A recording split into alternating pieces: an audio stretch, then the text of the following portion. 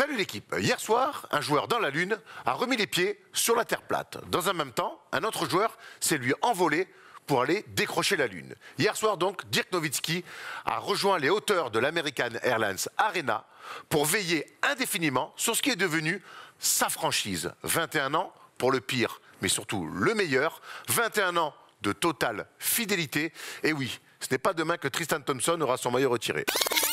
Si à Marseille, c'est 51 tous les jours, à Dallas, en revanche, c'est désormais 41 forever.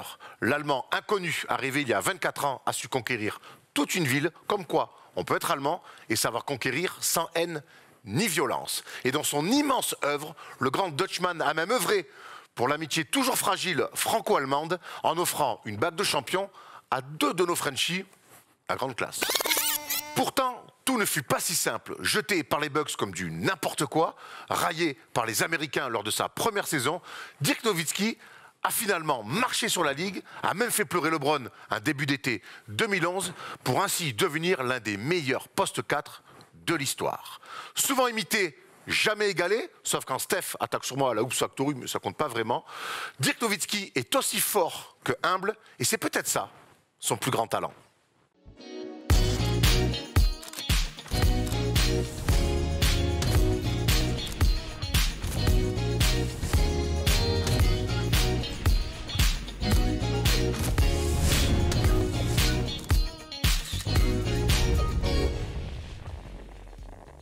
Salut l'équipe, on est jeudi, on est en 2022 et c'est toujours le first des shows. Yes. On ne change pas évidemment les bonnes habitudes. Bonne année à tous, on est reparti pour une nouvelle année, j'allais dire saison, mais non, une nouvelle année.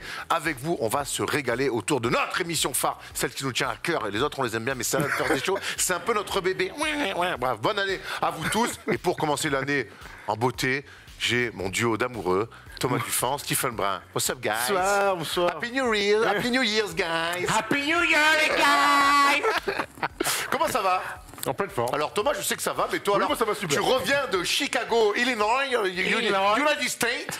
Comment ça s'est passé? Raconte-nous un peu, t'as fait plein de choses, t'as vu plein de trucs là-bas. Ouais, écoute, j'ai fait plein de choses. Déjà, je me suis régalé comme un enfant de 10 ans dans un magasin Disney, de jouets. quoi. Ouais, j'ai kiffé. Je suis allé voir le Christmas Game. J'ai vu Bucks Boston, qui était un magnifique match. Les Bucks sont à moins 19.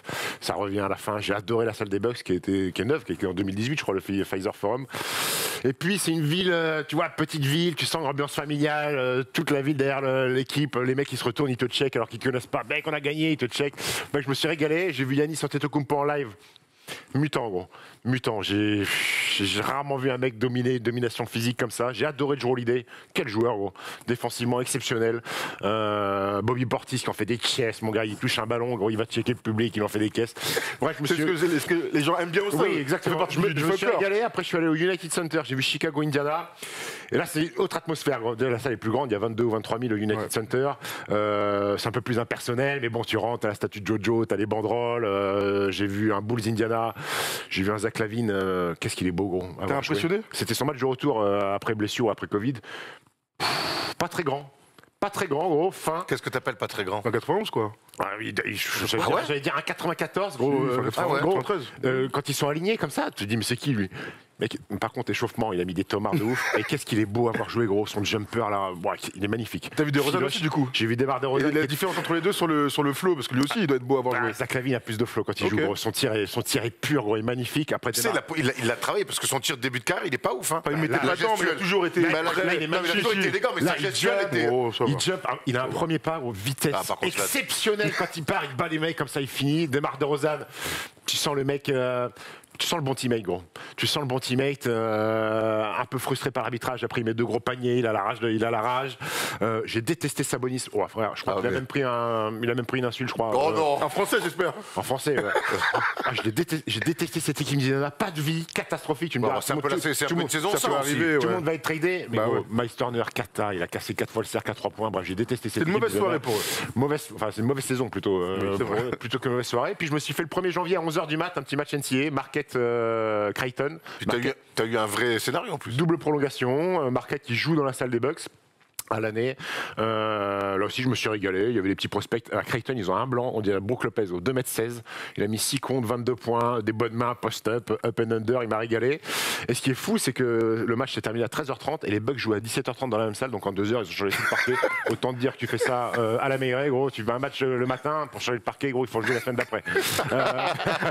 Non, mec, Dans le meilleur des cas. Le meilleur des cas, non, j'ai kiffé. Il y avait de Chicago, très belle ville, 3e ville des States. Mec, t'arrives sur l'autoroute, c'est une carte postale, t'as les grandes tours partout, t'as les rivières, t'as les ponts. C'est une ville qui a inspiré Christopher Nolan pour Batman Dark Knight Rises quand les ponts se lèvent et tout ça. Donc c'est l'inspiration de Chicago. Bref, j'ai passé des vacances exceptionnelles en famille. J'ai joué au tennis. Je me suis fait cirer 2 fois par mon frère. Il est vraiment plus fort alors ton frère. Ah, et tu l'as battu la deuxième fois, il t'a battu? Non, il m'a battu les deux deux fois. fois. Allez, 2 fois. 7-5, 7-5. Bravo, Johan. Ah ouais, alors là, bravo. Mais Ça faisait des années qu'on en parlait de ça en mais plus. tu sais quoi? Il était chez lui, dans son club. Trop de confort là-bas. Bon. Club de tennis, 19 degrés, chauffage, lumière exceptionnelle. Moi, je suis avec de l'underground sous la bulle à -3.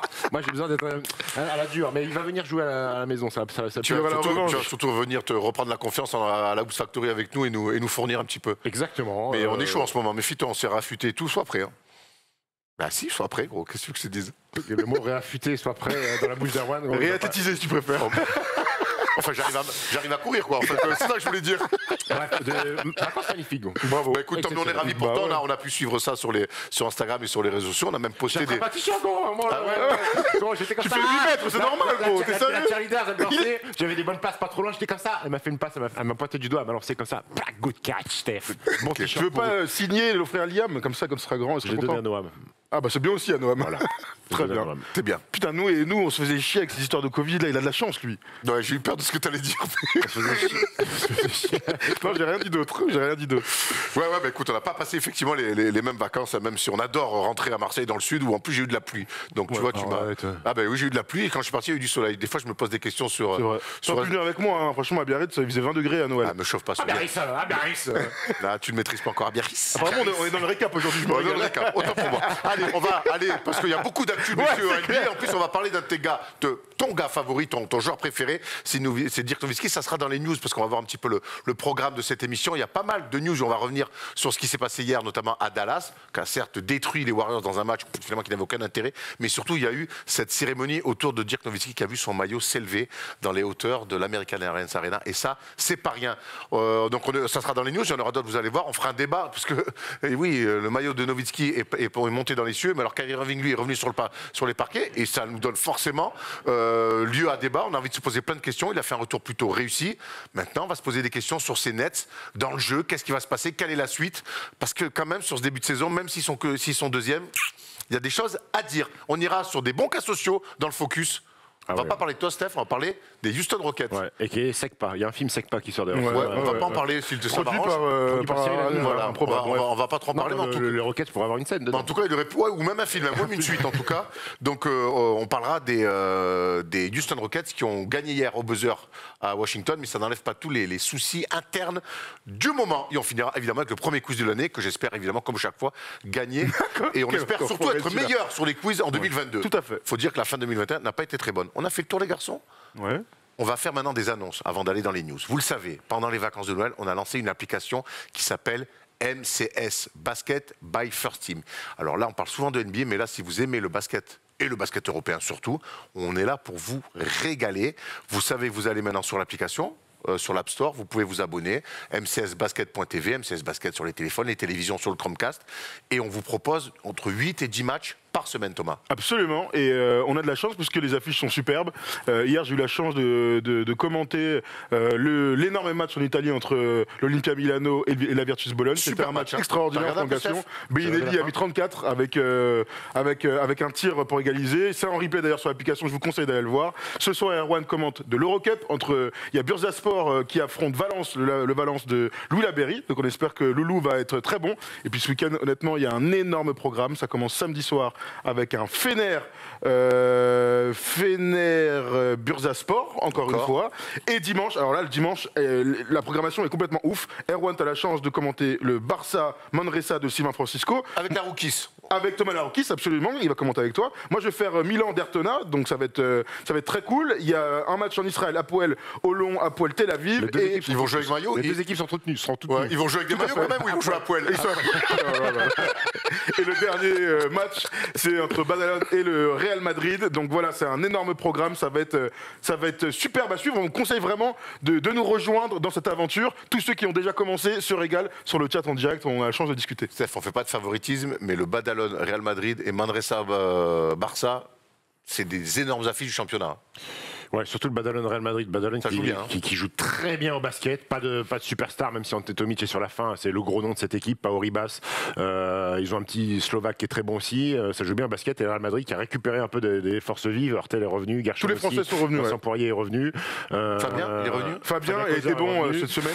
Et comme le Real et le Barça vont pas jouer en Euroleague cette semaine, puisque pour cause de Covid, il n'y a qu'un match, je crois, sur les 9 prévus, donc ils seront bien frais. C'est une belle affiche, je m'attends de Badalone Real Madrid. Allez vous abonner, ça coûte 5 € par mois. Si vous mettez un petit code First Team FT20, ça coûte que 3,90 €. Honnêtement, et en plus l'offre va ne faire que grossir au fil des semaines avec une émission quotidienne et de plus en plus de matchs.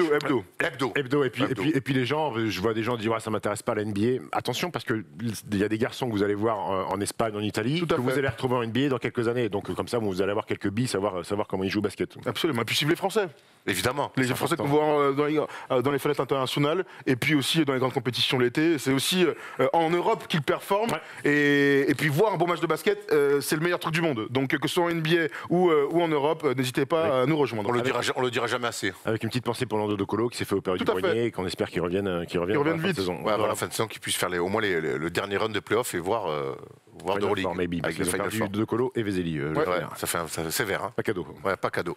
Ce qui est cadeau par contre, pas vraiment, mais ce qu'on vous propose c'est de venir avec nous à Los Angeles avec le Jiraya Trip. Il reste encore des places, il n'y en a pas beaucoup, mais si vous voulez vous faire un bon trip fin mars, début avril, vous venez une semaine avec Jiraya et l'équipe First Team et on va aller voir le match Clippers Jazz. On va se régaler, il reste des places. Allez sur le site Sport US Travel et n'hésitez pas, allez vous inscrire. Vous voyez, du 27 mars au 1er avril, il me semble. Oui, c'est ça. Et donc voilà. Et Rudy et Nico, quoi. C'est ça, on ira voir Rudy contre Nico. Et il y aura en plus aussi, on ira dans les studios Universal, qui c'est compté dans le package, compris dans le package. Donc un super voyage pour commencer l'été. On va dire que fin mars, début avril. Pour commencer le printemps. En tout cas, à LA, c'est l'été. Hein. Alors pour commencer le printemps. Pour commencer le printemps officiellement. Mais bon, à Los Angeles, tu dis, il fait 30 degrés à ce moment-là. Ouais, bien sûr. On va se régaler. Comment, man? Je parlais avec Nico quand j'étais à Chicago, il me dit bien quand est-ce que vous venez à LA? Je dis je crois que les deux loustiques ils y vont. Ouais, t'inquiète pas, il est prévu. Il est déjà au courant. Il nous cherche une petite villa sur les bords de Beverly Hills. Non, c'est évidemment pas vrai. Vous allez pas à l'hôtel avec. On va peut-être sous un truc à nous. On réfléchit. C'est plus cher par contre pour s'inscrire. Être dans la ville avec vous, c'est plus cher. Voilà, bref, on verra. On a fait le tour cette fois-ci des annonces. On peut aller enfin dans les news. Alors avant d'aller aux news, Erwan, tu sais qu'il y a 6 mois, on finit dans les annonces et les petits cadeaux, les machins. Tu sais qu'il y a 6 mois, c'est ton anniversaire. Je t'avais promis une paire à un moment donné. Et ben tu sais quoi? Ce jour est arrivé. Regarde ça. Notre ami Jérém est arrivé. Tu sais que les Jordan 1 sont très difficiles à avoir. Ou alors, faut l'acheter à 3 fois son prix, comme fait Stephen par exemple. Non, je les ai commandés moi-même, Erwan, cette semaine. Je t'avais promis. Ça n'a rien à voir avec Stephen. D'ailleurs, lui aussi, il est surpris. J'ai eu peur, je crois que c'était orange. Moi aussi. C'est pour ça que tout à l'heure, on a discuté ensemble. Avec Stephen. Il me dit, regarde les oranges. Erwan les a commandés. Je fais, oh putain, ça m'arrange pas parce qu'aujourd'hui, j'ai un petit cadeau. Tu comprends mieux. Donc voilà, bon anniversaire, Erwan. Bon, 16 septembre, début janvier, c'est pareil. Mieux vaut tard que jamais, mais en tout cas, te plaise. Tu repasses. Elles sont magnifiques. Tu repasses numéro 1 devant Steph dans la hiérarchie des amis. Mais tu sais ce qui est fou, j'ai eu peur. Alors, merci beaucoup déjà, elles sont magnifiques. Et puis d'un mauvais cadeau, d'un mauvais une blague? Non, parce qu'en fait, j'en ai commandé à Steph des oranges. C'est ce qu'il m'a dit. Donc c'est bien, ça me fait 2 paires de jeans. J'en voulais une paire. Bravo, putain, qu'est-ce qu'on est. Vraiment. T'as une paire d'Adidas aussi, non? Ouais, pas mal. J'ai une paire d'Adidas. Je vais les mettre là. Apollo, je les mets pas là. J'ai une paire d'Adidas très confortable. Les sponsors, il est sponsor. On va dans les news. C'est me casse les gars, les news.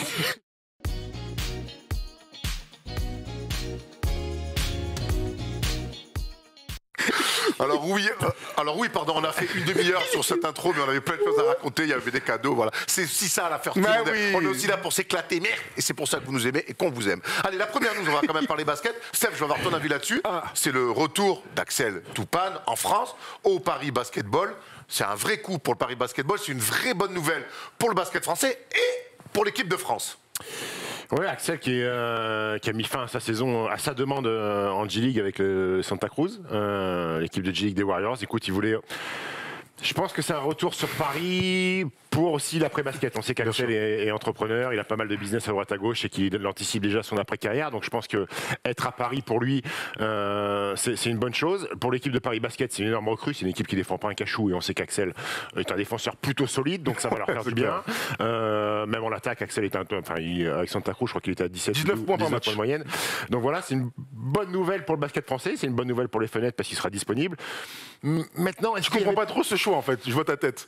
Est-ce qu'il n'y avait pas autre chose s'il prépare son après-basket très bien, mais purement basket, il y avait peut-être mieux à faire. Je sais qu'il avait des contacts avec des grosses équipes d'Eurocup ou d'Euroleague. Mais c'est clair, on va pas se mentir, on sait très bien qu'Axel Toupane aujourd'hui a le niveau pour évoluer dans une grosse écurie européenne. Il arrive dans une équipe relégable de Betclic Elite. Ils sont plus relégables. Ils sont 15e avec 5 victoires pour 9 défaites. C'était un super coup pour Paris Basketball, c'est sûr. Après, on se ment pas. On sait très bien qu'Axel aujourd'hui aurait pu aller chercher d'autres choses en Espagne ou dans d'autres grands clubs d'Europe. Maintenant, il fait aussi un choix parce nous, on a la chance de le connaître un peu bien. Et c'est vrai qu'il prépare l'après. Moi, je trouve que c'est courageux de faire ce qu'il fait. Tu vois, c'est un vrai choix de vrai gars. Il a envie d'être à Paris. Il a envie aussi de participer à cet élan de l'essor du basket parisien. Moi, je trouve ça kiffant. Sur du long terme, il va s'installer, ça va être la tête d'Axel. En équipe de France, il sera dans toutes les fenêtres. C'est aussi le meilleur moyen peut-être de gagner ta place pour des futures compétitions. Moi, je trouve que dans le calcul qu'il a fait, et Dieu sait que Axel, il sait les faire les calculs. Je me dis que tout ça a du sens. Moi, je trouve ça très positif pour le championnat aussi, tu vois. Il revient pas dans une équipe qui a pas de budget, qui a pas d'ambition. Il a énormément d'ambition avec le Paris Basketball, donc il y a aussi ça à prendre en ligne de compte. Après, ça permet de faire la transition, puisqu'Amarassi prendra sa retraite à la fin de saison, donc ça permet d'avoir une autre tête d'affiche, puisqu'Amara va intégrer le. Il était beaucoup blessé cette saison. Il a été beaucoup blessé. Axel a rétrogradé dans la hiérarchie des ailiers de l'équipe de France, puisque Timothée Luawu-Cabarro a gagné bien grandement sa place aux Jeux Olympiques. Donc c'est aussi une manière aussi dans les fenêtres internationales, tu l'as dit, de briller, d'être performant et de remettre un petit peu une concurrence dans la tête de Vincent Collet. Moi, je suis très content. On va aller le voir à Carpentier. On va le voir et aller le voir à Carpentier. Oui. Allez se dire Paris Basketball, ça va être très lourd. Ce sera le 15 janvier dans un derby contre Boulogne-le-Valois. Et la semaine d'après, c'est le dimanche 23, c'est contre Paris Basketball contre Nanterre. Donc honnêtement, c'est des bêtes d'affiches. Allez voir les joueurs NBA sur le parquet. Voilà, on est très content en tout cas de voir Axel. Et juste, je voulais dire, il a connu la NBA. Il a essayé une première fois. Il est revenu une deuxième fois. Il est champion. Il a fait la G-League. Il est champion. Il a connu l'Euroleague. Il avait fait un Final Four aussi avec Kaunas, on se souvient, coaché par Jasukevicius. Il est passé par l'Olympiakos. Peut-être qu'à un moment, il s'est dit, écoute, j'ai fait le tour. Je peux avoir des choses que je connais déjà. J'ai envie de faire ça. Ça s'entend. Et on imagine que le salaire suit. Oui, ils ont fait un effort. J'imagine. Je pense qu'ils ont fait un effort. Ils ont fait un effort. Mais non, mais tu vois, il vient pas pour 3000 balles. Non, et voilà, ça compte dans l'équation totale. Bien sûr. Après, il va se rapprocher de son papa, qui est aujourd'hui sélectionneur de l'équipe féminine, l'équipe de France féminine. Ça rigole en fait. La famille Tupac. Ah oui, mais Paris. Mais Aaron n'est pas dans le staff. Pourquoi tu lui dis ça? Tu te trouves pas qu'un autre mec. C'est l'info que j'ai pour Christophe Léonard, en fait. Je ne comprends pas pourquoi il dit ça. Bref. Allez, vas-y, enchaîne. Donc, encore, on est ravis. Et allez voir, n'hésitez pas à aller voir. Premier match le 15 janvier à Carpentier. Axel Toupane, donc, qui porte désormais le maillot du Paris Basketball. On reste avec les Français un petit peu. Un autre Français qui a signé un contrat, c'est lui, il reste en NBA, c'est Kylian Tilly, qui signe 2 ans au Memphis Grizzlies. Franchement, on est ravis pour lui. Il est arrivé, il s'est fait sa place. Et honnêtement, aujourd'hui, il a même un vrai rôle dans cette équipe qui nous régale. Il a saisi une opportunité, il était en two-way contract, le français, après 4 ans de fac. Et c'est ce type de français. Je vois vos têtes, vous êtes 4 tous les deux. C'est ce type de. Non, mais t'as pas vu sa tête, c'est pour ça. Il faut pas que je le regarde. Je vais regarder là-bas, là, par exemple. C'est ce type d'état d'esprit qu'on aime. Nos Français qui arrivent peut-être par la petite porte, mais qui sont dans les projets où il y a un projet, tout simplement, avec un bon coach, avec une resta en place, avec une académie de basket intéressante. Kylian, il a saisi sa chance, tout simplement. Et on aime. Tu sais, on est les premiers à dire oui, l'état d'esprit des Américains. Nous aussi, les Français, on est capable d'avoir ce type d'état d'esprit, de tout arracher, de gagner sa place. C'est par Gonzaga, donc c'est formé aussi à l'américaine. Bien sûr. Après, Memphis, ils étaient dans une impasse, parce que c'était son 2e two-way contract. Tu ne peux pas avoir 3 two-way contracts pour le même joueur. C'était soit tu le laisses libre à la fin de saison, ou soit tu lui donnes un contrat garanti. Ils ont eu un mec qui s'est blessé aussi, et donc du coup, ça a libéré une place. Il y a évidemment que. Mais l'opportunité de la NBA, c'est d'avoir un peu de chance. Il a saisi son opportunité. Et puis, regarde-moi ce Thomas. Celui-là était fantastique. Hein.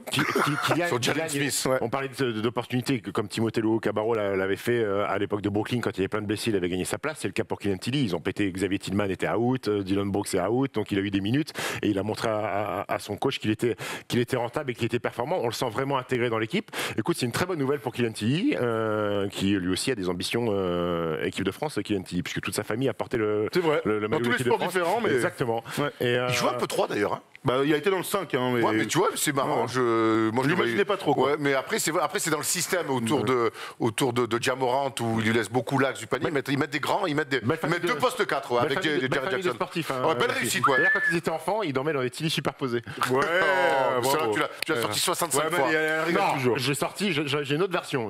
Parfois, à l'hôtel, il y a des problèmes parce qu'il a des Tilly. D'accord, ok, très bien.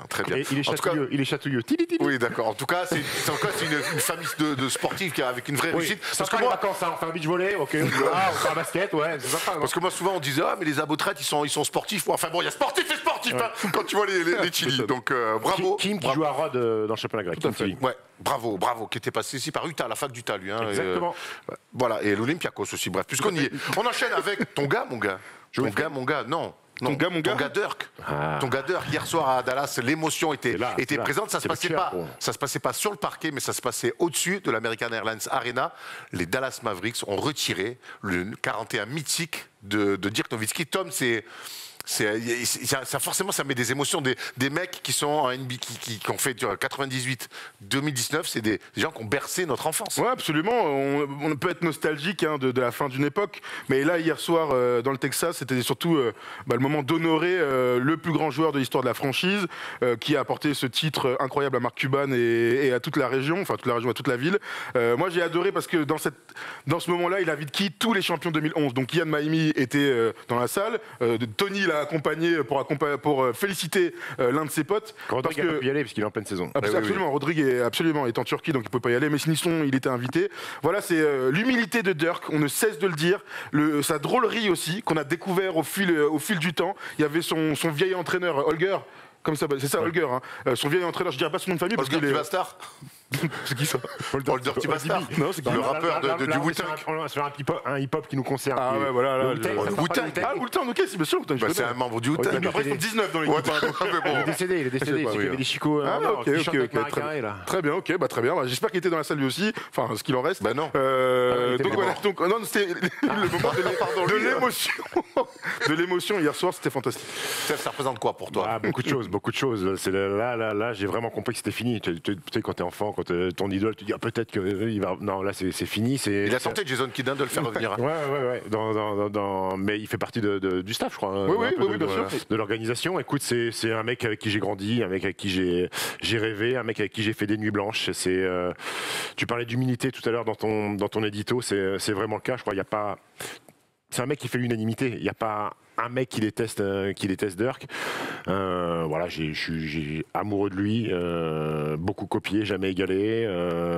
C'est fantastique. Je me suis réveillé ce matin à 9h30. J'avais un WhatsApp de Tipeee qui me dit: mec, je suis avec ton gars. Il m'a envoyé des photos. Il était dans les coulisses avec Nowitzki. Donc voilà, je me suis refait là, ces 2-3 derniers jours tous ces highlights. Il y a une vidéo de la NBA où il lui file un iPad et il regarde ses meilleures actions. En live, il dit: ah putain, j'ai mis un dunk. À un moment, il met un dunk. Il coupe comme ça. Il me dit: putain, j'ai dû couper une fois dans ma vie. On m'a donné des ballons. J'ai dunké. Un mec avec beaucoup d'humour, beaucoup de classe. Voilà, son duo avec Steve Nash, on sait que c'était 2 amis aussi. Steve Nash a eu un bel hommage sur Instagram.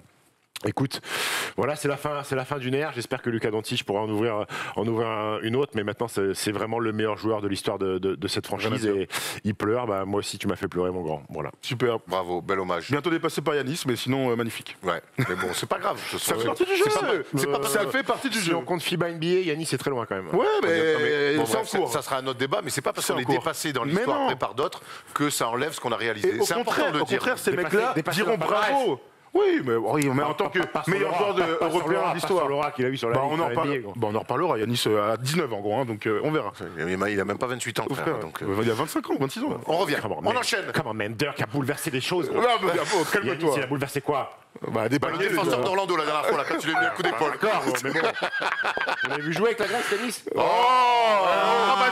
Je peux dire qu'avec la Grèce, il va jamais rien gagner, gros. Parce que dans le basket européen, tu peux pas mettre un tir à plus de 5 mètres, tu n'existes pas. Mais tu l'as vu jouer, il a progressé. Mauvaise, celui-là. T'es mauvaise. Tu l'as vu jouer la dernière compète avec la Grèce? Mais il y a combien de temps? I don't give a fuck, man. On enchaîne avec un qui ne jouera pas en Grèce, mais qui joue pas non plus en NBA. C'est Zion Williamson qui pourrait La Grèce, il en a. qui pourrait ne pas revenir de la saison. Et ça, c'est quand même une sacrée tuile.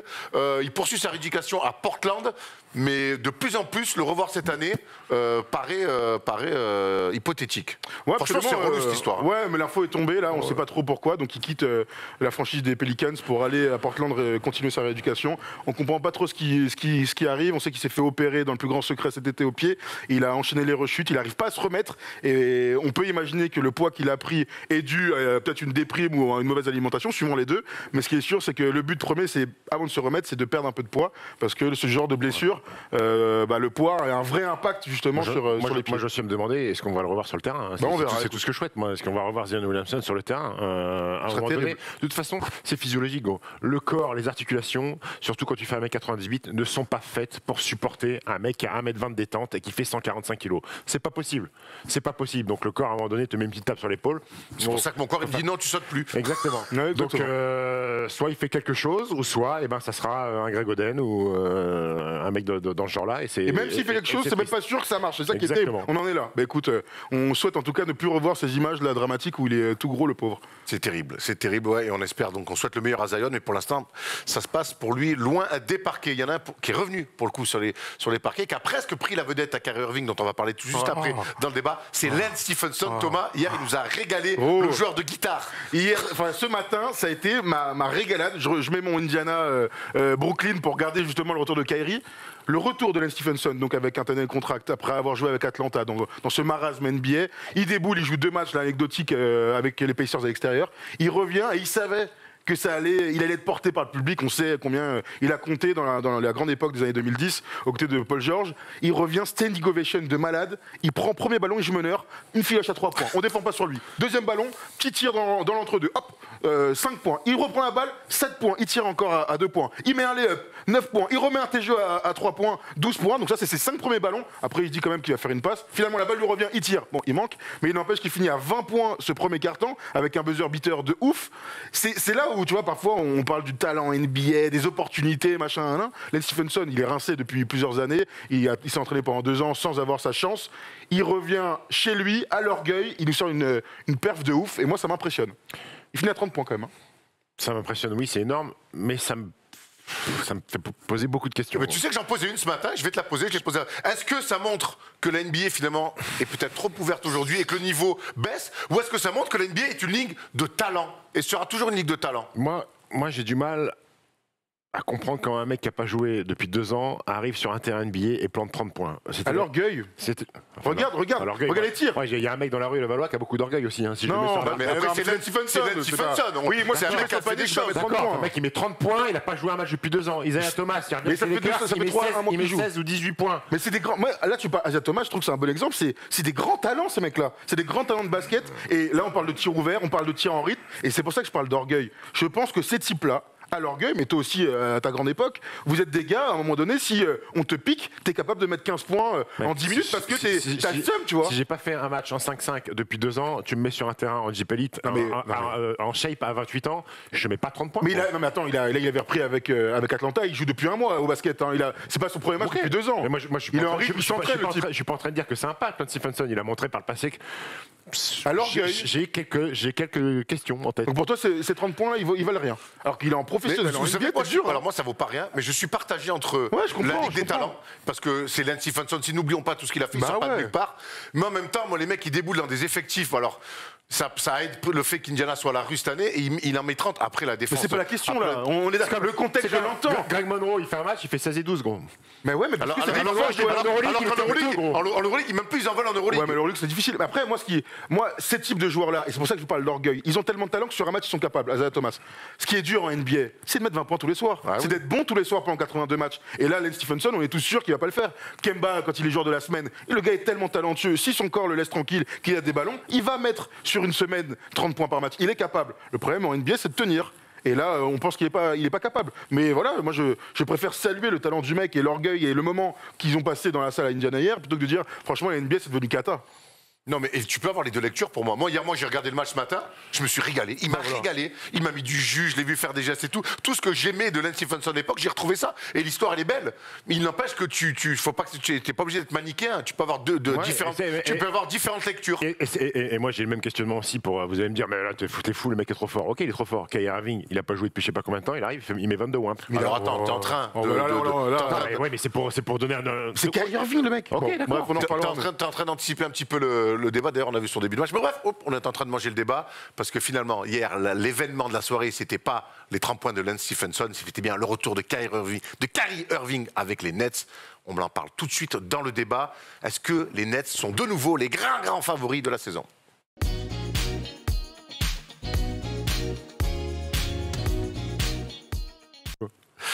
Messieurs, Kyrie Irving est de retour après une longue absence. Première chose, avant qu'on aille sur le détail, le pourquoi, du comment, de toutes les portes qui peuvent s'ouvrir avec ce retour côté Nets, est-ce qu'on est content et quel est votre premier ressenti quand vous avez su que Kyrie allait rejouer au basket ?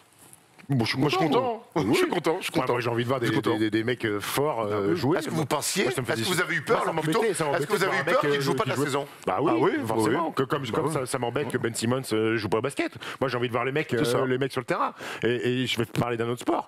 Bien sûr que j'ai envie de voir Djokovic jouer l'Open Australie sur un tournoi de tennis. J'ai envie de le voir. Quand les mecs sont bons, t'as envie de les voir sur le terrain. Donc oui, j'étais inquiet qu'il fasse une saison blanche. Moi, j'étais ravi parce que Kyrie, c'est un joueur que tout le monde adore. Au-delà de ses conneries là, extra sportive, c'est un joueur extraordinaire à voir sur le terrain et c'est un joueur qui nous a régalé quand il était sur le terrain depuis qu'il est à Brooklyn. Donc moi j'ai envie de le voir sur le terrain et c'est comme ça qu'on juge. Nous on juge pas les mecs qui sont dans les tribunes, on juge les mecs qui performent, on juge les mecs qui ratent complètement leur saison ou leur match et puis comme ça après on en discute. Donc c'est important pour les Nets et pour nous aussi pour nos émissions que Kyrie Irving revienne. Exactement. Alors avant d'analyser son retour sur son premier match face aux Pacers, on va voir un petit peu toutes les conditions autour de son retour parce que c'est pas il revient génial super. C'est clair. Il y a quand même un petit cahier des charges autour. Kyrie Irving ne pourra pas jouer tous les matchs. Thomas, je te laisse là. J'ai le tableau dans le retour, super. Donc, quelles conditions ? Interdit de jouer à domicile, règle en vigueur dans l'État de New York par rapport donc aux gens non vaccinés. Pourra jouer en déplacement dans les États qui autorisent les non vaccinés. Donc, Tom Chiaravino et Paulo Harrer nous ont préparé un tableau justement où on va voir les matchs que va jouer Kyrie Irving. Donc, tous à l'extérieur. Il y aura des belles affiches quand même. Steph, j'ai envie de te poser la question réintégrer un joueur aussi important que Kyrie Irving, mais qui jouera un match sur 2 ou un match sur 3 ou 2 sur peu importe, compliqué. Très compliqué dans la gestion de groupe, dans la gestion dans le match au niveau des changements, dans la gestion des mecs qui sont un peu sur le même poste que lui. Kyrie est là, tu vas jouer que 15 minutes, et je pense en particulier à Patty Mills. Kyrie est pas là, tu vas jouer 30, qui est ta moyenne depuis le début de saison. Donc ça va être compliqué, il va falloir que Steve Nash soit très bon. Il va falloir que les mecs qui sont concernés sur le poste de jeu de Kyrie soient plutôt intelligents. Si on parle de Patty Mills, j'ai pas de doute là-dessus. Les repères collectifs aussi. On parle d'une équipe de Brooklyn qui n'a aucun repère. C'était le cas l'année dernière déjà. Les mecs, ils n'ont jamais joué ensemble, les trois. Là, ils vont être en manque de repères aussi. Alors, quid des playoffs aussi. Quid des playoffs, parce que les matchs à domicile et les matchs à l'extérieur, ça veut dire que tu joues chez toi. À la limite, il vaut mieux pas avoir l'avantage du terrain. Faut faire ça, exactement. C'est clair. C'est fou. Donc je suis curieux de voir comment James Harden aussi va être capable de se mettre un petit peu en retrait quand Kyrie joue. Il l'avait montré ça. Qui était capable de le faire. Qui joue meneur, qui joue différemment. Oui, mais tu sais que quand tu joues un match et que Kyrie a beaucoup de ballons et qu'il met 25 et que toi tu es un petit peu en retrait et que le lendemain tu joues en back-to-back chez toi et que Kyrie n'est pas là, et tout d'un coup c'est à toi de... Ah oui. C'est pas simple. C'est pas simple. En tout cas, hier soir c'était son retour. Qu'est-ce qu'on a pensé de ce match-là? Alors, il y a eu plusieurs étapes. On a vu en tout cas les premières minutes, ce qui m'a régalé. Et c'est pour ça qu'on adore les Américains et les superstars comme Kyrie Irving. Ces mecs, j'ai pas joué depuis 8 mois, donne-moi la balle, boum, boum, premier tir, il était pour lui. Ouais. C'était curieux de voir Kyrie Irving un peu, j'emploie le mot, rouillé. Ouais, il sur était les premières minutes, et c'est normal parce que t'as beau t'entraîner dans ton salon, dans tes salles, tout ce que tu veux, la condition de match, il n'y a rien qui remplace ça, le rythme du match, rien ne remplace ça. Et j'ai trouvé que sur les premières minutes, je l'ai trouvé un peu, il était en train de se dérouiller plutôt. Voilà. En tout cas, ce qui est sûr, c'est que, pour aller dans ton sens, Kyrie Irving marque son premier panier dans le deuxième quart, alors qu'il a déjà tiré 5 fois. Il se fait contrer, il rate des petits tirs à lui. Mais après, ces joueurs sont tellement forts, ont tellement de talent, qu'en fait, dès le deuxième carton, Kyrie Irving est revenu comme si de rien n'était. Et moi, c'est là où le manque de continuité dont tu parles, qui est très inquiétant sur le papier, ne m'interroge pas tant que ça. Parce qu'en fait, le manque de collectif pur, de fond de jeu de cette équipe des Nets, va leur permettre de jouer avec et sans Kyrie. Quand Kyrie est là sur le terrain, en fait, il joue poste 2 dans cette équipe depuis l'arrivée de James Harden. Il n'y a aucun doute là-dessus. On lui demande d'avoir la balle, d'être agressif, de scorer, de tirer externe, même pas de défendre ou autre. On regarde sur ce panier-là, par exemple. Il a la balle, il est agressif, il va tirer. C'est simple à mettre en place ce genre de choses. Simple, on se comprend. C'est-à-dire que le joueur est tellement fort, tu lui donnes un carré, une ISO, tu lui donnes un pick and roll, il va faire son truc. Donc les Nets ont tellement de talent sur le terrain que le système de Nash, s'il existe, est facile pour Kyrie quand il est là ou pas là. On va revenir tout à l'heure, on va analyser le système de Nash. Moi, Steph, je voudrais qu'on reste juste sur ton impression pendant ce match-là. 22 points quand même, c'est un match, c'est plutôt un bon match de retour. Moi, j'étais agréablement surpris. Le mec n'a pas joué pendant 8 mois, pas fait de 5-5. C'est Kyrie, mon gars. Dans l'intensité. Oui, c'est Kyrie, oui, je sais bien, c'est Kyrie. Moi, j'ai trouvé que c'était surprenant, et dans le bon sens du terme. J'ai trouvé aussi que son retour a redonné un petit peu de vie. Tu vois, c'est une petite nouveauté dans une équipe. J'ai vu KD à l'échauffement, le checker 50 fois, être content. J'ai vu Kevin Durant souriant. J'ai vu un banc content de voir Kyrie Irving mettre des paniers. Donc ça a redonné peut-être un second souffle à cette équipe de Brooklyn. Il y a un autre truc sur ce match d'hier, c'est qu'à un moment ils sont quand même à moins 19. Hein. Ah ouais, ils sont à la rue. Ils sont à la rue complet. Ils reviennent dans le troisième. Et ils reviennent en 5 minutes par contre. Et par contre, tu vois que Kyrie, ce que j'ai kiffé, c'est qu'il a l'écro. Alors il l'a dit. Toujours. Il l'a dit que regardez ses coéquipiers jouer depuis le début de séance, c'était compliqué pour lui.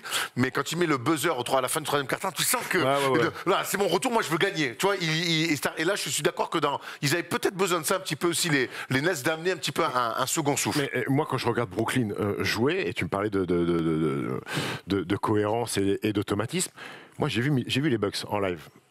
J'ai vu une équipe des Bucks, mec, il y a de la vie dans cette équipe. Les mecs se connaissent par cœur, il y a un vécu qui est fantastique et que je ne retrouve pas chez Brooklyn. Et ça pourrait être la différence dans le Money Time. À Milwaukee, mec, je regardais le banc, tu sais, moi j'aime bien sûr, toujours. Bon, les mecs se connaissent par cœur, et que les systèmes de jeu en place, ils savent où mettre le ballon au bon endroit, chacun connaît son rôle, tout est exécuté à merveille. Budenholzer est un fantastique coach, et je l'ai vu sur le banc, est un magnifique coach, et je trouve la différence, elle est là, pour moi, pour Brooklyn, pour l'instant, et peut-être que ça va aller dans le mieux, mais pour l'instant, il y a un gap d'écart entre les Bucks et les Nets. Pourtant, le bilan... Mais il est meilleur que celui des Bucks. Et le bilan, même global des Nets, ils sont deuxième de l'Est. Et pourtant, on a envie, alors qu'il leur manque Kyrie Irving, et pourtant, on a plein d'interrogations sur cette équipe. Hier, tu vois, on en parlait dans Clutch, justement, et voilà ce que je disais. C'est affreux de se lancer ses propres interviews, mais c'est comme ça. Hier, tu n'étais pas là, donc c'est moi qui ai pris la parole avec Pollux. Souvent, dans les gros matchs, à part la victoire chez les Lakers, mais qu'est-ce que ça vaut aujourd'hui d'aller gagner chez les Lakers? Ou sinon, ils ont notamment à domicile, ils ont lâché beaucoup de matchs face à des top teams de la Ligue, que ce soit à l'Est ou à l'Ouest. Et je crois que t'es un peu déçu du coup toi par ce que tu vois de Brooklyn pour l'instant? Collectivement, ouais. Je trouve qu'ils ne vivent que sur le talent de leurs mecs et autour ils mettent de la chair à canon qu'ils envoient au feu. Je trouve que c'est quand même pauvre quand t'as deux mecs comme ça. Donc quitte à vivre sur du talent, rajoute-en un.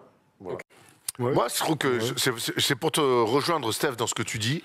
C'est que moi, le système de Nash, je ne le comprends pas. Mais depuis le début, bien avant les histoires de Kyrie Irving, il vit sur le talent des mecs. C'est-à-dire que du pick and roll central avec James Harden, donner le ballon dans des zones de confort à Kevin Durant qui est inarrêtable.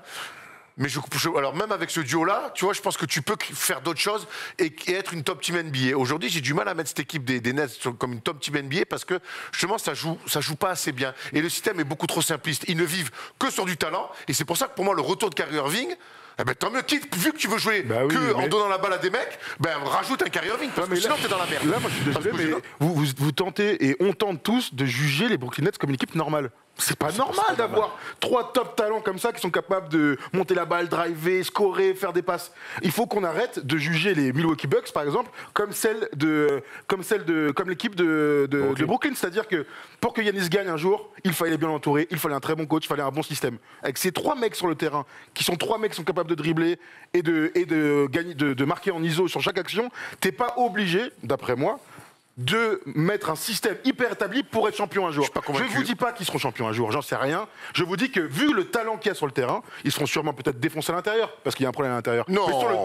Mais sur le talent pur, ça peut suffire de jouer comme ça en ISO avec les mecs sur le terrain. Rappelez-vous l'année dernière. Ils sont tous blessés l'année dernière. Oui, mais ça joue à une demi-pointure sur de KD. Contre les Bucks. Et il y a Samper dans l'équipe. Il n'y avait pas non plus...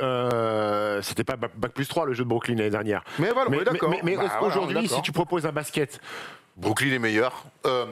Milwaukee est meilleur cette année après un titre, après la confiance. Mais, Donc, si tu proposes un basket à la Popovic, quand t'as 3 joueurs comme ça, est-ce que tu les perds pas, gros? mais t'es pas Tu obligé. les perds pas. Tu prends 3 staggers, faire des enchaînements de main à main et tout ça. Tu leur enlèves leur force à ces mecs-là. Parce que leur force, c'est quoi? C'est scorer, ballon à KD, scorer en ISO, en 1-1. C'est James Harden sur du pick and roll. Score. Si tu les fais faire travailler 14, 15, 16 secondes sur un système, tu perds de leur efficacité. Mais je suis pas du tout en train de dire qu'il faut leur faire un passing game ou le Spurs basketball de la grande époque, ou même ce que font les Warriors en termes de rythme. Steph Curry est un scoreur, mais pas du tout le même profil qu'un Harden ou qu'un Kyrie Irving. Moi, je reste persuadé qu'à un moment donné, je trouve que les mecs sont très très forts, peut-être les 3 meilleurs joueurs d'un contre 1 de la ligue. Il n'empêche que faire 3 passes à un moment donné, être un petit peu moins prévisible. C'est ça que je veux dire. Maintenant, tu peux gagner comme ça. T'as raison, Tom, tu peux gagner. Mais si tu gagnes pas comme ça, tu auras aussi la responsabilité d'avoir eu le plus gros gâchis de l'histoire. Oui, mais à côté de ça, en fait, là, il y a une différence entre ce qu'on souhaite, et je pense qu'on souhaite tous que Steve Nash fasse quelque chose. Moi, j'aimerais sincèrement que l'équipe joue mieux au basket, qu'il y ait un fond de jeu. On peut comparer au PSG. Ok, t'as des restats, mais au bout d'un moment, qu'est-ce qu'on fait, tu vois, collectivement? Vous avez raison. Maintenant, il y a une autre réalité, c'est est-ce que comme ça, ils peuvent gagner le titre? Mais de ouf! Est-ce que comme ça, ils peuvent gagner? Je dirais pas de ouf. Mais largement. Moi, aujourd'hui, je te dis, force en présence, à 100%, il n'y a pas de blessés. Personne ne peut taper les Nets. Personne ne peut taper les Nets. J'attends de voir les Bucks, mais je pense que les Nets gagnent dans une série. Est-ce que le fond de jeu des Cavs, quand ils sont champions avec Kyrie et LeBron, est-ce qu'on a un basket léché et un basket... je suis pas sûr. Gros. Alors non, on est beaucoup sur l'ISO, LeBron et Kyrie. Oui, mais par contre, il y a un système où ça court. Je pense que les soldats autour, il y a de l'expérience. Il y a des mecs, les Richard Jefferson, les J.R. Smith. Il y a une vraie armée. Les espèces de soldats, j'ai même pas envie de leur tirer dessus parce qu'ils sont vaillants, mais Bembry, Javante Carter, Cam Thomas, ces mecs-là, ils jouent parce que Kyrie est pas là, parce que Paul Millsap, il joue quasiment pas, il est blessé, la Marcus Aldridge a loupé des matchs, Blake Griffin a loupé des matchs, Joe Harris s'est fait opérer de la cheville, il est pas là. C'est pour ça que tu me dis ces mecs-là. Moi, je trouve qu'il faut arrêter de comparer avec les autres, les champions, les autres équipes. Ils sont trop... Mec, on n'a jamais vu ça. Mais là, tu parles des Cavs, on pourrait parler des Lakers, des machins. On n'a jamais vu 3 monstres comme ça dans la même équipe. Avec le profil qui se ressemble un petit peu d'ultra scoreur. Donc, à partir du moment où on n'a jamais vu, je demande à voir sur un système basique de merde comme ça. Moi, je demande à voir. Si c'est un gâchis, bon, je dirais que c'est un gâchis. Moi, je préfère voir jouer les Nets que les Lakers. Et les Lakers sont trois joueurs. Je préfère voir jouer Malakoff en N3 en prénat que les Lakers. Ne sois pas l'oiseau de mauvais augure. Je te compare 2 équipes avec 3 superstars dans chaque équipe. Ah oui, c'est vrai. C'est ça. Mais ils ont des profils tellement différents, tu vois, c'est pour ça que, admettons qu'on compare les Lakers et qu'on dise que les 3 sont aussi forts que les 3 autres. Ils ont des profils plutôt complémentaires. On n'a jamais vu 3 mecs qui se ressemblent, c'est ça ce que je veux dire. C'est qu'ils sont tellement forts balle en main que Steve Nash a l'air de penser qu'il n'y a pas besoin de... il a pas l'air, il en est convaincu, je pense. Oui, il est même convaincu, t'as raison. Qu'en fait, le taf de Steve Nash, il va pas être tactique, et ça je peux l'entendre, il va être dans le management. Et le retour de Kyrie, cette histoire de match à l'extérieur et tout ça, je vous rejoins complètement sur le fait que, en fait, c'est un supplément d'âme, c'est le 3e talent de l'équipe qui revient. C'est déjà un plus de ouf, en fait. D'avoir Kyrie la moitié de la saison, c'est déjà une révolution par rapport au début de la saison. On va se poser une question. Le retour de Kyrie, forcément, va un petit peu changer la hiérarchie autour de Harden et de Kevin Durant. Qui va être pour vous le premier impacté par le retour de Kyrie? Tu disais Patty Mills, moi je suis pas spécialement d'accord. Ils en ont besoin, Patty Mills. Patty Mills, il a 31 minutes de moyenne depuis le début de saison. Il jouera un peu moins. Ouais, il jouera un petit peu moins, mais je pense que son il va retrouver son rôle de sniper en sortie de banc. J'arrive. Et c'est là où il est le meilleur pour moi. Exactement. Et Patty Mills, il joue trop. 31 minutes, c'est trop. Il était très bon, mais au débat, c'est trop 31 minutes. Là, tu vois, on a sélectionné donc Bruce Brown Jr., DeAndre Bembry, que j'aime beaucoup, Cam Thomas, qui est un scoreur, mais honnêtement, on n'a pas besoin des croqueurs comme ça. Et Javante Carter, qui a hésité entre les Nets et Malakoff. Mais c'est Malakoff qui a dit non. Donc, Javante Carter, c'est faible, non? C'est ce que je viens de te dire. C'est 3e meneur au Suns, il déboule. Bon, écoute, en tout cas, Bruce Brown l'année dernière nous avait plutôt enthousiasimé dans un rôle. Le glue guy. Ouais, ou même de poseur de pique dans les 80, j'ai jamais vu. Jouer 5, presque. Et ça marchait comme ça, c'était plus complet. Bembry, c'est un vrai joueur, c'est des joueurs de rotation. Tu parlais de soldats, pour moi, ça c'est un soldat. Ah oui, moi j'aime beaucoup. Moi, depuis Atlanta, je l'aime beaucoup, de toute façon, DeAndre Bembry. Qui va perdre des minutes? Tout le monde. James Harden. Non, par contre, pas perdre des minutes, non, mais par contre, j'avais lu ça aussi quand on a posté la question sur Twitter.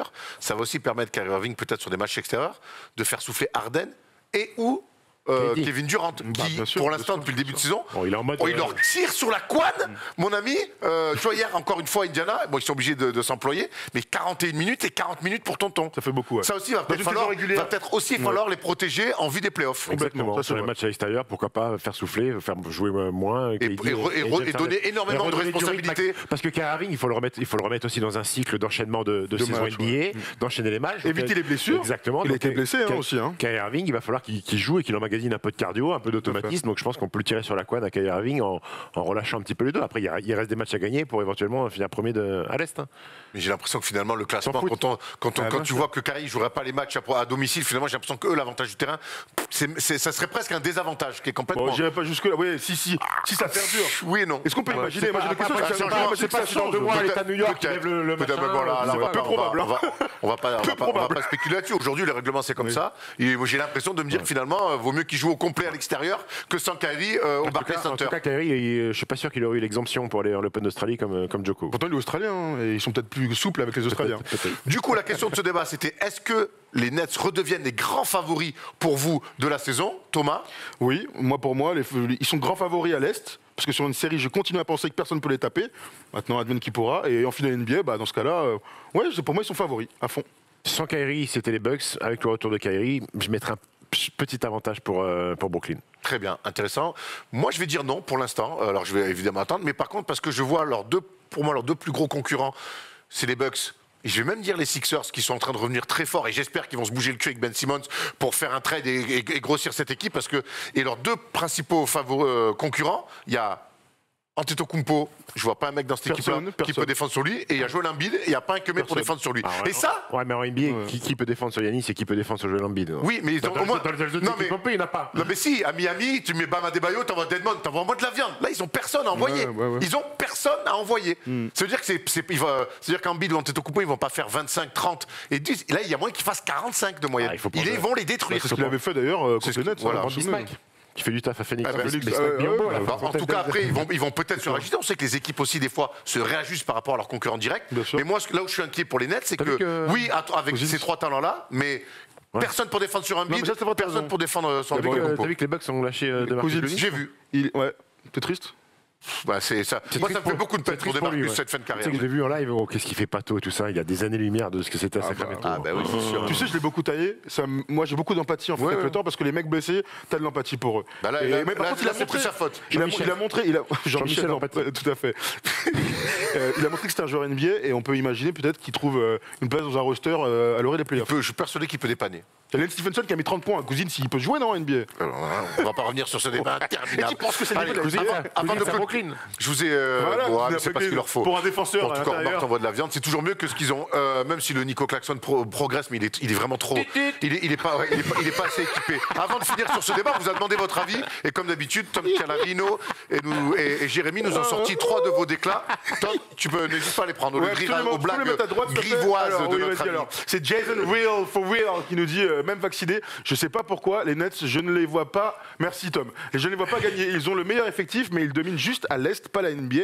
Et Kyrie jouera juste les matchs à l'extérieur. Donc pour l'instant, je dirais que non.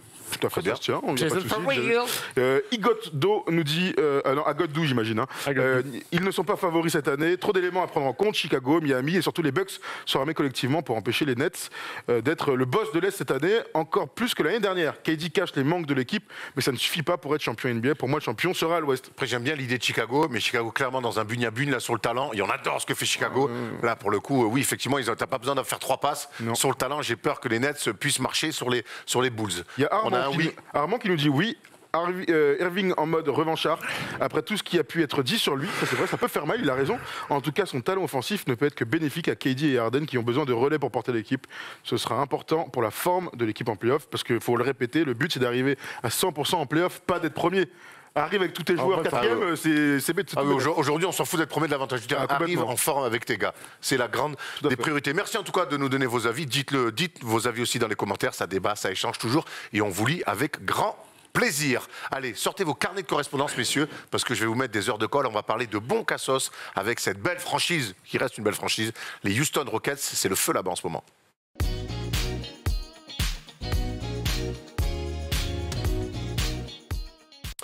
Thomas, les Houston Rockets sont en pleine reconstruction, une reconstruction compliquée. Alors, la nuit dernière, Kevin Porter Jr. a mis un petit step back pour la gagne à Washington, mais ça ne serait effacé des derniers jours plutôt tumultueux dans la franchise texane. Absolument, on a appris pas mal de choses très intéressantes. C'est Shams qui a écrit un tweet à ce propos. Vous connaissez évidemment la franchise des Houston Rockets. Dernière franchise de la conférence Ouest, 11 victoires pour 26 défaites.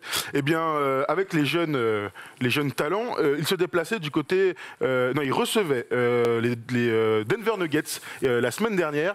Il se retrouve à moins 20 à la mi-temps et le coach Stephen Silas dit les gars, vous êtes catastrophiques, vous ne défendez pas, vous ne jouez pas dur. Un discours de coach qu'on peut entendre. Son assistant, John Lucas, cible des mecs à la mi-temps, dont Kevin Porter Jr., qui prend un seum international et qui jette apparemment un objet en direction de son assistant coach. Bien vu, du coup ça se passe tellement mal que Kevin Porter Jr. se barre à la mi-temps, prend sa caisse et rentre chez lui. Christian Wood, lui, se fera suspendre aussi puisqu'il a refusé de jouer cette deuxième mi-temps. Des trucs quand même complètement fous en NBA, ça reste assez rare. Ces deux joueurs-là se feront suspendre pour le match d'après et ils sont revenus hier soir et Kevin Porter Jr. a donné le meilleur point d'exclamation, point final à cette histoire puisqu'il s'est excusé et a fini par mettre ce buzzer beater de top niveau. Il fait 4-18 je crois sur le match. Il fait 4-18 mais il marque on oublie tout sur un tir comme ça. Enfin on oublie tout sur le match.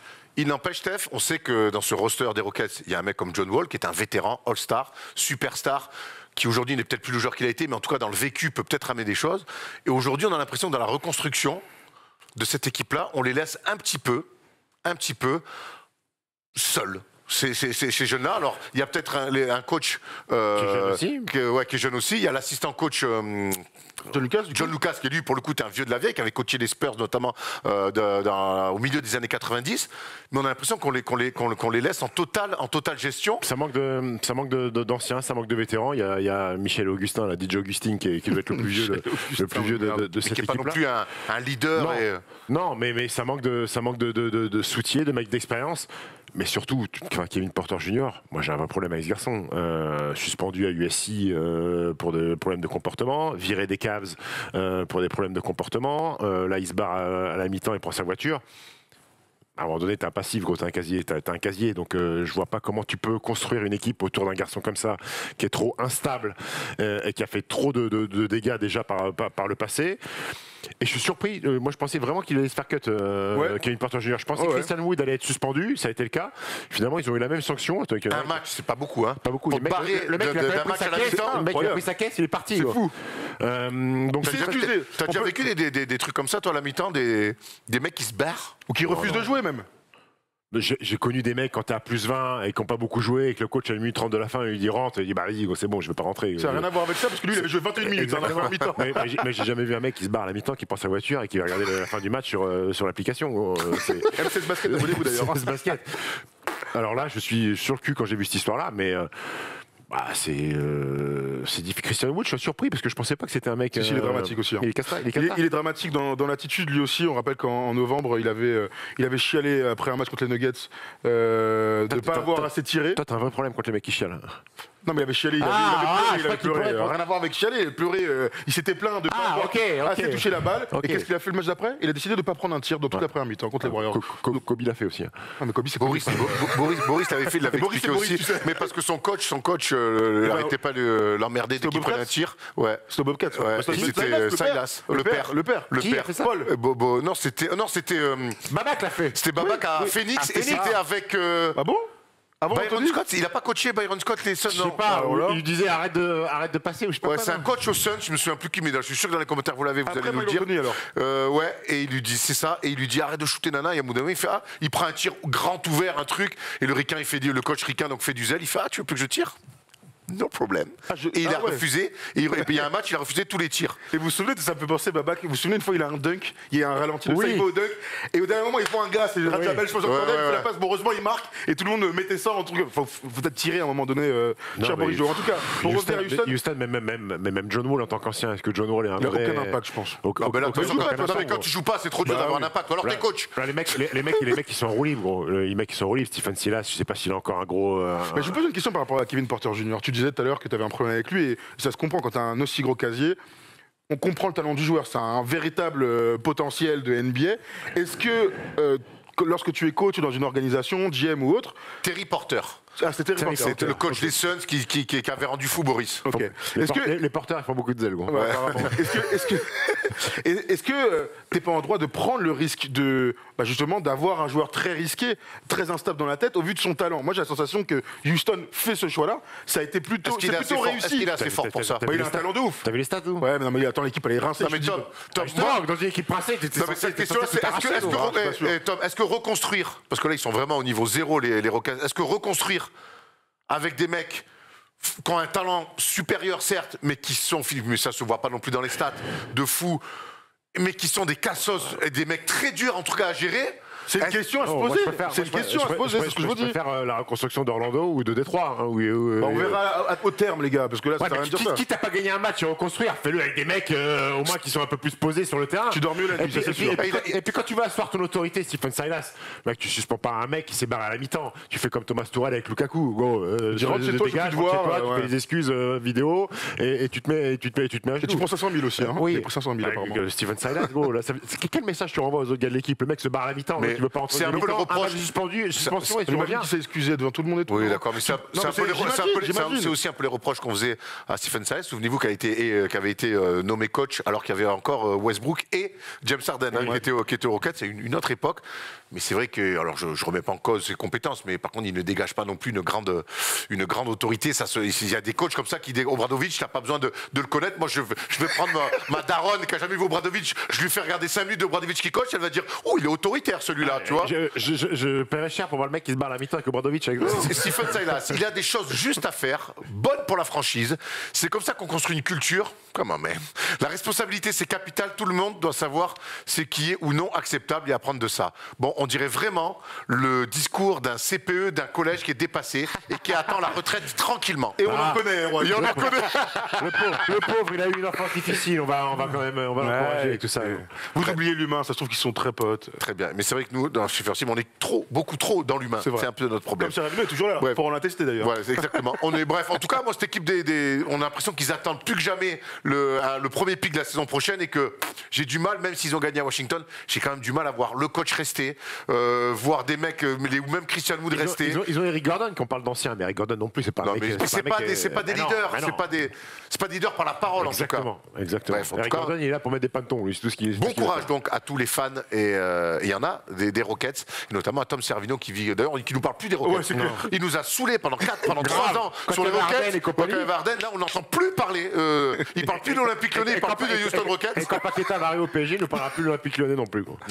Incroyable. Allez, justement, on parle de Tom Servino, c'est son moment, à lui, son premier moment de 2022. Il s'est fait beau gosse en plus pour ça. Il a un joli suite oversize. Ben Clark, toujours la belle moustache. C'est le quiz de Tom Servino.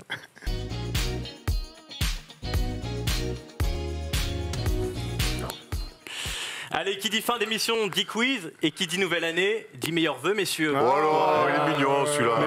Très content de vous revoir. Est-ce que t'as entendu sa chronique de lundi? Oh là là, tu t'es régalé? Non. Oh, comment man? Tu l'as pas entendu alors, parce que tu te serais régalé. Si, je l'ai entendu. C'est vrai? C'est sa meilleure de tous les temps. Il est toujours très dur avec moi. Don't be that guy. Tu l'as pas écouté celle-là? Si, je l'ai écouté. T'as inventé rien, c'est pas mentir. Je le jure sur la tête de ma mère que je l'ai écouté. Alors, mais t'as pas kiffé? De quoi ça parlait? Ah voilà, tu vois. Ça parlait de je vais être un peu plus souple avec le sport français. Il y a la Coupe du Monde qui arrive. D'accord, ok. D'accord. C'est parfait. Très bien. Jack Daniel, Yannick Agnel. Oui, j'ai entendu. C'est parfait. C'est parfait. Bah, merci pour cette petite pub. Ça va? Vous avez la forme? Pas mal, écoute. Bon bah c'est super. Vous êtes l'animateur de Géo. Ça va? On lève les bras et on part sur un super quiz spécial All-Star Game. Pourquoi? Parce que les votes viennent d'ouvrir. Et du coup, j'ai voulu faire un truc spécial All-Star Game à 2 mois de l'événement. Et on commence avec des petites photos floutées. Ça fait longtemps. Vous brillez sur ce jeu, donc on va y aller avec les premières. Jérémy, si tu es prêt. T-Mac? Non. Non, All-Star Game. Kobe et Steven Francis. Non, Kobe, oui. Billups. All-Star Game 2004. Ah, Billups, bien vu. Non, pas Billups. C'est un gars qui jouait à l'époque Stéphane Marbury. aux Pelicans. Quoi? Où c'est la liste? Au New Orleans, ouais. Ah, Hornets à l'époque, c'était à l'Est encore. New Orleans, Hornets. Baron Davis. Baron Davis, Wow. pardon. C'était à l'Est, ouais. Il est On maigre, enchaîne, il y en a 3. Anthony Davis et Dwight Non, Howard. pas du tout. C'est Carl Anthony Towns. Dans toi, à gauche, là, Dwight Howard. Là, c'est 2014. Dwight Howard, oui, il y en a un. Chris Paul à droite. Chris Paul, numéro 3 sur l'épaule. Et au milieu, on le connaît bien. Pogazol. Dirk Nowitzki. On est content qu'il ait fait l'All-Star Game en 2014. Joachim Noah, bravo. Ah ouais. Très beau maillot. Tim Hardaway, On est en 98. David Robinson Steve et. Nash. Steve Nash. Steve non, Nash. c'est pas Steve Non. Nash, tellement up. Dan Mayerley. Jason Kidd, Jason bravo. Kidd, ouais. Bravo. La petite tête qu'il a. Tellement les triceps de David Robinson. Ah ouais. Patrick Ça, Ewing. Patrick Ewing. Et Olajuwon. Et Olajuwon. Bravo. Olajuwon. Olajuwon. Oh, les tontons, mon Des gars. bons pivots à l'époque. Ah ouais, ça, c'est. Ça, c'est. Ça, Magnifique ouais, All-Star. Ah, magnifique. ouais. Les maillots seront extraordinaires. Tipeee, Anthony JP. Parker, Deron Williams. Ouais. Non, Joe Johnson. Non, Oh, c'est qui ce deux là Devin Harris. Non. un gars qui jouait aux Cavs à l'époque en 2000. Mo Williams. Mo Williams, effectivement. Oh, l'escroc. Il en reste deux. Shaq. Et Kobe, non, Sean c'est Marion et Kobe. Jordan. Sean Marion, oui, mais non. Kobe Mashburn. Mashburn, bravo, Wow. qui jouait en Nets à Come on, l'époque. guys. Ouais, elle est belle. Match Patato. Jamal Mashburn, il a une teuté là-dessus. Ah, il régale. Thomas les Chicago. Propriétaire de l'élan Bernet Eh maintenant. oui, Jamal Mashburn, la Il en tête. reste plus qu'un. T-Mac. Non, Kenyon Bah, Martin. Melo, non. Mélo à droite, Melo, ouais. effectivement. Oh, c'est qui ce numéro 1 là Lillard. Un gars que vous avez dit non. pendant le quiz, mais qui n'y était pas encore. Billups. C'est Francis. Ouais, c'est Avec Chauncey les Billups. Avec les. Ils sont dans la même équipe. Ouais. là. Bravo les gars. On les adorait, là. Ça a été plutôt bon. On enchaîne. C'est très bon, Je hein. vais vous demander, en énumération, tous les joueurs européens qui ont été All-Star. Ah, Pas, ouais. pas dans le monde, hein, pas Joel Embiid, que les Européens. Ok, j'en ai 21. Tous les Européens qui ont été All-Star. Attention, pas jouer à l'Embiid. Ok, et je préfère Il préciser. est sérieux, lui Je te trompe pas, hein, me sors pas un Canadien du coup. Ah, ok, d'accord. J'ai 21 joueurs. 21 joueurs, joue. Mais vas-y. Joue, Jean-Michel. Steph, tu commences. Allez. Nowitzki. Oui. Yao Ming. Non. Tony Parker. Tony Parker, bien sûr. Pogazol. Joachim Noah. Rudy Gobert. Oui, putain. Marc Gasol. Oui. Les Européens. Les deux Gasol ont été cités. T'as dit quoi, toi Moi, j'ai dit ce que j'avais à Oh dire. non Les deux Gasol ont été cités. Oui. Oui, non, mais Oui, c'est- oui, oui, j'ai dit oui, les deux. il a dit les deux. J'ai dit les deux. Allez, les deux comptes. Vas-y. Allez. T'as dit les deux. J'ai Oui, dit les allez, deux. là, il J'ai dit Marc et d'abord Allez. pourquoi Pour toi, frère. Il cherche. Yannis Antetokounmpo. Bah Oui, oui. bien sûr. Peja Stojakovic. Bien sûr. 3 fois, Pia. Un Européen. Putain. Il en reste dans la ligue actuelle, hein, effectivement. Oh, bah, Luka non, non. Doncic, bien sûr. Non, C'est mais pour ça- mettre un peu de rythme, bien Ouais, sûr. mais De t'es fois. relou. bien Ah, sûr, bien t'es sûr. relou. Quoi Qu'est-ce qu'il y a Demantas Sabonis. Demantas Sabonis. 2 fois. Deadly Strength. Ouais, ça, Oui, on elle est avait. belle. L'allemand. Il est fou celui-là. J'ai envie de tarter. Kirilenko. Ah, jamais le star. Oui, oui. Si, une fois en 2004 avec le Jazz. Mehmet Okur. Ah oui, Ah, bien putain, sûr. je l'avais, Une fois en celui-là. 2007 avec le Jazz. Il en reste 8. Petrovic. Jamais vu, Petrovic, jamais. All-Star. Putain. Alors, vous me dites si vous l'acceptez. Vas-y. Chris Kaman. Allemand. Jouer avec les Allemagne. C'est là, c'est un Est-ce que tu le scandale. mets dedans Bah, Je l'avais c'est- pas dans ma liste. Ouais, j'aime l'idée, j'aime Ah non, mais l'idée. si vous voulez, je Non, mais l'enlève. j'aime l'idée. Je l'enlève, sinon. Moi, je te l'accepte, mais je reviens. Non, mais on accepte ou pas Ouais, allez, vas-y, vas-y. Vas-y, allez, allez, ok. vas-y. Luoldeng avec l'Angleterre. Bien Oui, sûr, et bravo. on l'oublie souvent. Oh, bien joué, Lueldeng, bravo. Dang, dang, dang, dang, avec son poum poum. Encore 7. Aïe, aïe, aïe, aïe, Moi, aïe, j'en ai aïe. un. Attends, chez les Yougos, là, j'ai oublié des gars. Oui, il en reste, Hugo. Hein. Chez les Yougos, il en reste, t'as dit Eh oui. Oh là là, je suis à bois le P, là. Apoel Olon ou Apoel Jérusalem. Abonnez-vous à MCS. Apoel Olon, le couper leur coach. Punaise. Allez, il en reste un qui était Il est parti au All-Star sable- en au sable 2019, d'Olonne. 2020, 2021. Ah, en 2018 aussi, tiens. Ah bon 2 en 2018. Ouais. Bah, je sais pas où Allez. chercher. Non, mais je suis Dis-nous, à... tiens. Porzingis. Porzingis. Ah oui, Porzingis. En des bois. 2018. Est-ce que Rick Smith, le néerlandais, Ouais. était All-Star Bien sûr, en sûr, 98 C'est un avec truc les de fou. Pacers. C'est la haine. C'est moi qui lui T'as donne. dit quoi, déjà Moi, j'ai dit Petrovic. Aïe, aïe, aïe, aïe. Il en reste 5. Il en reste 5. Il y en a Allez, un, on je ne sais creuse. pas si vous l'avez dit, mais il est Euh, évident. Mais ça se trouve, vous l'avez dit. Les Slovènes, on les a dit. Ah là là là là là là. T'as pas dit tous les Slovènes. Ah bon Arrête tes conneries, gros. Bah, Lucas, je l'ai dit, hein. Ah oui. D'accord, mais. Bah, il donne beaucoup d'indices là. Attends, je suis à l'ouest. Bah, les donc, Allez, il Slovènes, vous laisse 4 secondes. Arrête Dragic. Arrête Je t'ai donné. Mais il a Je t'ai pas donné. joué comme ça, lui. Je t'ai donné Moi, Rick je le Smith. connais. Je t'ai donné Rick Smith. Ah, Goran Dragic, il est All-Star All-Star en 2018. Putain, c'est vraiment un chien. Il est All-Star en 2019, c'est le truc que j'ai remarqué. 2018 avec le hit. J'avais totalement zappé Allez, ça. Laisse-moi réfléchir. Ah, mon président a split. Dino Radja. Quel mytho, je Oh, viens de lui Dino donner. Radja. Allez, La tiens, All-Star. allez. Oui, All-Star, Dino Radja. Pourquoi tu me donnes Ah, je suis pas moi. Putain. Il a jamais All-Star. Tony Kukoc, il est pas All-Star. Non. Alors, qui j'avais encore? J'avais Vlade Divac. Mais Oh, Vlade, des je sais putains. bien, je dis pas, je me dis, mais il est pas All-Star, je savais J'avais pas. aussi Zidrounas. Igor Zidrounas, deux putain. fois. Est-ce que vous avez dit Jokic? J'avais un doute. Jokic, on l'a pas dit. les bâtards. Vucevic aussi, vous en avez oublié. Le Vooch, ah ouais, Eh putain. oui, les deux. Et ben voilà, vous avez été plutôt pas mal. Ouais, c'est pas mal. Ah non, il y a trop de mistakes. Comment je peux envoyer? Tu sais, je veux dire Rick Smith au Petrovic, je fais plutôt Petrovic et je me fais baiser. Petrovic, tu sais, il a fait qu'une seule bonne 2 saisons. Avant. Ouais, mais tu peux il fait des énormes Ça, tu saisons. l'aurais su, tu l'aurais su. C'est pas grave, Erwan, tu sais où je C'est le meilleur, t'attends. c'est le meilleur. Allez, C'est allez, maintenant. vas-y. Je suis 2021, né 2022, je suis chaud. le 14 octobre Ça a un 1969 rapport avec All-Star. 1969. à Détroit dans le Michigan. J'ai donc 52 ans aujourd'hui. À la grande différence de tous les joueurs vus dans le quiz aujourd'hui, je n'ai jamais été All-Star en carrière. Pourtant, je l'aurais peut-être mérité une fois. J'ai fait ma fac à Louisiana Tech de 88 à 92. Un cursus complet lors de ma saison senior. J'ai inscrit 12,7 points, 9,9 rebonds et 2,4 contre. Putain, tonton encore des années 90, fait chier. Pourtant, je ne suis pas très coté du côté des scouts de la Grande Ligue. Je me présente à la draft de 92, où je suis sélectionné à la fin du premier tour en 29e position par les Nets du New Jersey. Pourtant, je ne jouerai pas directement NBA, parce que je ferai mes armes une saison du côté de la Grèce. J'ai fait ma saison rookie en 93-94 et je starte 54 matchs sur la saison pour 5,6 points et 6,2 rebonds Avec les Nets. avec les Nets. Mo Evans. Non.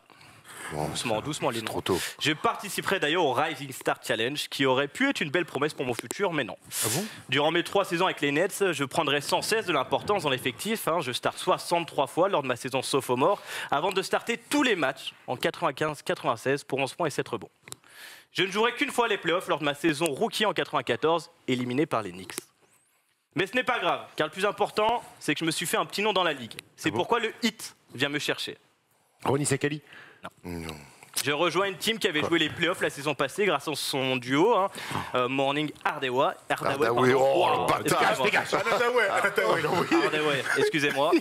Pat Riley décide de me faire confiance et me fait starter 71 matchs de cette saison 96-97. Attends. 96-97 Quand il est au Hornets Je fais une bonne saison, mes stats n'évoluent pas tellement, mais mon impact défensif aide l'équipe à terminer 2e de la conférence Est pas avec possible. 61 victoires. Je suis pour ma part récompensé personnellement avec une sélection dans la All Defensive Second Team. David Benoît. Mais non, il joue au jazz. et tout ça. Mais je suis surtout important dans les playoffs. Mon activité dans la raquette, mon impact au rebond permet aux Heat de se débarrasser du Magic au premier tour avant d'éliminer les Knicks au terme d'une série incroyable à 7 matchs. Je suis en double-double sur ces 2 premiers tours. Mais non. Mais on ne fait pas illusion longtemps. Au tour suivant, face aux Bulls de Jordan. Ok. Mon rôle est réduit. Ah, mec, La saison suivante ressemble à la précédente dans ma production statistique. Par contre, en playoff, on s'incline au premier tour contre les Knicks. Attends, la suite, là, j'ai... La saison 98-99 est écourtée par le lockout en NBA. Pour la 2e fois de ma carrière, je suis élu All Defensive Second Team. Ah ouais. Ouais, j'ai inscrit aussi 11,4 points, la meilleure moyenne de ma carrière. PJ Brown. Mais comme la... PJ Brown. PJ Brown, Mais bravo. oui, putain, Mais bravo. c'est PJ Brown.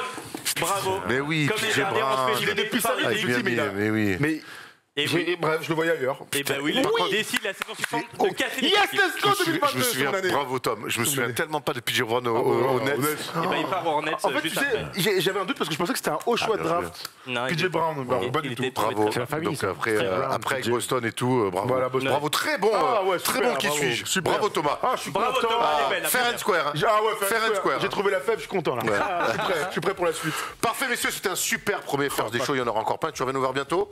On te retrouve bientôt sur des commentaires de match, on va se faire des petits duos. Hein. Ouais, bien sûr. Oui, bien sûr, Peut-être, avec grand plaisir. T'as le seum, hein, t'as le seum, tu l'as mauvaise. PJ Brown, j'appelle ça. Ouais, Ça ne ferait jamais en plus. C'est carte per day, je les avais. tout Mais ça, ouais, donc mais gros, PJ tu peux Brown. pas aller faire des vacances extraordinaires, venir et gagner des quiz. Au bout d'un moment, Mondier, quoi. Tu vois ce que je veux te Un dire peu d'équilibre Il y sur a la que planète. Lance Stephenson qui fait ça, qui revient, qui gagne tout comme ça. D'ailleurs, ça me laisse perplexe quand même sur le niveau de la ligue. Pas te mentir. Allez les amis, on se retrouve lundi prochain pour la libre antenne. On se retrouve jeudi prochain pour le First des shows et on se retrouve surtout sur MCS Basket. Je sais plus, le je regarde. week-end, tout le Tout le week-end. week-end pour des matchs incroyables. Je Ça- tire, non, je Et pars. j'ai un énorme Barcelone Mandresa. Barcelone Mandresa. Ciao l'équipe.